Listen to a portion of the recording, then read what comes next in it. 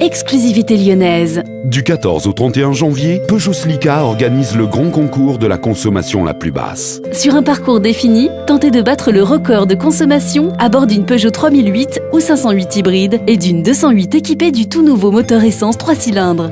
Des astuces et des conseils d'éco-conduite vous seront prodigués pendant ce test. Rendez-vous dans l'un des 5 sites Peugeot Slica et tentez de gagner 8 week-ends en hybride et 8 vélos Peugeot.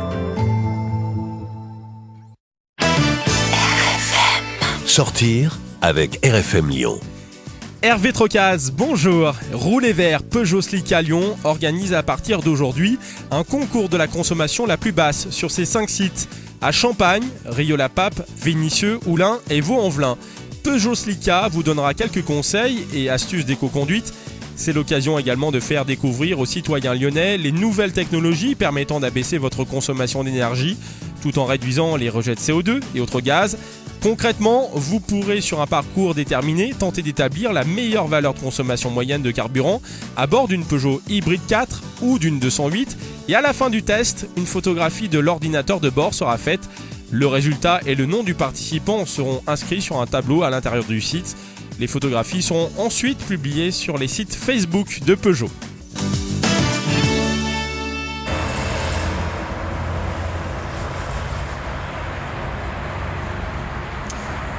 Bonjour, nous sommes en compagnie des gagnants du concours consommation la plus basse sur Peugeot Slica Lyon pour le site des Vénissieux. Donc le gagnant, Monsieur Amgard du concours sur RXH et le gagnant, Monsieur Castel sur 208 3 cylindres essence. Donc nous allons leur poser quelques petites questions. La première, comment avez-vous connu le concours? Par quel média? Par la radio. Moi, c'était sur des affiches en fait. Très bien. Qu'avez-vous pensé du concours, du test? Quels sont vos ressentis? Moi, j'ai trouvé ça assez pédagogique. C'était très très intéressant de pouvoir essayer de diminuer sa consommation et dans une condition réelle d'utilisation. On fait souvent ça plutôt dans des conditions sur circuit, etc. Et là, c'était intéressant de pouvoir se confronter à la vie de tous les jours pour essayer d'avoir une consommation la plus basse possible. Et j'ai trouvé ça assez réaliste et assez éducatif. Bien. De la même manière, j'ai trouvé ça assez éducatif. Et puis, c'était intéressant de voir un petit peu de comment adapter sa conduite de tous les jours, qui est différente, parce que là, il y avait quand même le but de consommer moins. Et finalement, on s'aperçoit qu'on peut rouler très bien comme ça tout le temps. En fait. C'est ça qui m'avait plu. Alors Monsieur Amgard, vous êtes possesseur d'un Renault Scénic. Oui. Vous avez fait le test sur un RXH, donc hybride. Votre sentiment, les qualités du véhicule, ce qui a pu vous étonner ou dites-nous. Ce qui est surtout étonnant, c'est le côté justement hybride, c'est-à-dire qu'on démarre, il n'y a aucun bruit. Donc ça c'est assez agréable. C'est aussi assez agréable parce qu'en cycle urbain, souvent on pollue beaucoup au démarrage. Donc je pense au confort de conduite, mais aussi au confort des piétons ou de l'environnement. Et puis c'est un véhicule qui est assez cosy à l'intérieur, assez agréable quand on rentre sur le véhicule.